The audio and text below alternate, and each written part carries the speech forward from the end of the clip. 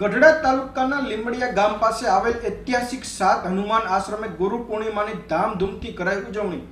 દૂર દૂરથી મોટી સંખ્યામાં ભક્તોએ ગુરુની પૂજા અર્ચના કરી ધન્યતા અનુભવી।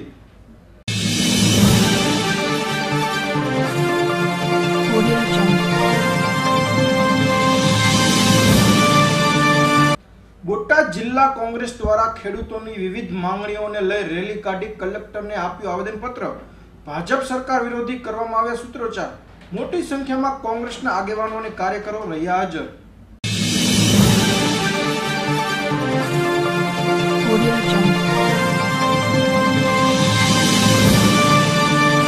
બોટાદના પાળિયાદમાં આવેલ સુપ્રસિદ્ધ વિહળાનાથની જગ્યામાં ગુરુ પૂર્ણિમા નિમિત્તે કરાઈ ધામધૂમથી ઉજવણી।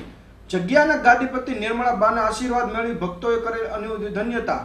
મોટી સંખ્યામાં ભક્તોએ કર્યા દર્શન। દર્શન કરવા આવનાર ભક્તો માટે પ્રસાદીની તડામાર તૈયારી કરતા સેવકો।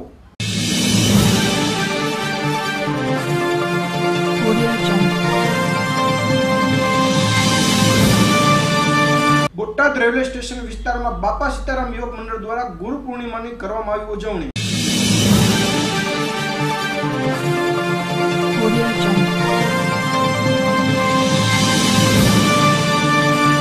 સાતમા પગાર પંચની માંગ સાથે ગ્રાન્ટેડ શાળાના શિક્ષકોએ કલેક્ટરને આપ્યું આવેદનપત્ર।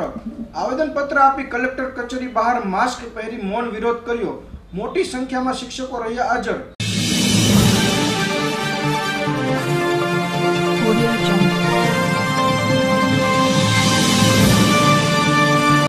બોટાદ જિલ્લા શહેર પ્રમુખ તરીકે ભીખુભા વાઘેલાની કરાઈ નિમણૂકને લઈ ભાજપના કાર્યકરો અને આગેવાનો દ્વારા શુભેચ્છા પાઠવવામાં આવી।